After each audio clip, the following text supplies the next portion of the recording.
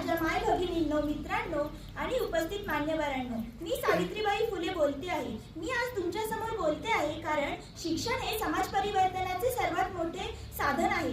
माझ्या काळी मुलींना शिकण्याचा अधिकार नव्हता। मुली शिकणे म्हणजे पाप समजले जात होते।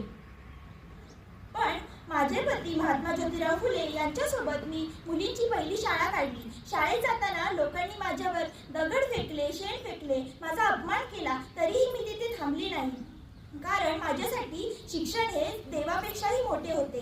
अन्याय, अज्ञान, अंधश्रद्धा दूर करण्यासाठी शिक्षण हे एकच शस्त्र आहे। मी केवळ महिलांसाठीच नव्हे तर गरीब, शोषित आणि वंचित समाजासाठीही शिक्षणाचे दरवाजे खुले केले। विधवा महिलांसाठी आश्रमगृह सुरू केली।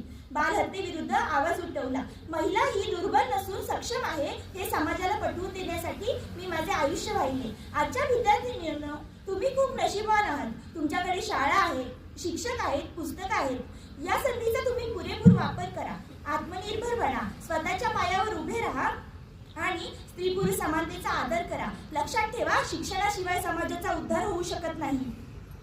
संघर्ष करा, शिका आणि अन्यायाविरुद्ध लढा द्या।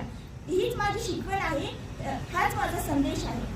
दगड झेलले, अन्याय सोसले तरीही न डगमगले, दगड झेलले, अपमान सोसले तरीही न डगमगले। ज्ञानाच्या दीपासाठी माझे आयुष्य वाहिले, ज्ञानाच्या दीपासाठी माझे आयुष्य वाहिले। ना पाहिली जात, ना पाहिला धर्म, नाही पाहिली जात, ना पाहिला धर्म, नाही पाहिला लिंगाचा भेद। ज्ञान हाच खरा धर्म, दिला जगाला वेद। ज्ञान हाच खरा धर्म, दिला जगाला वेद। धन्यवाद।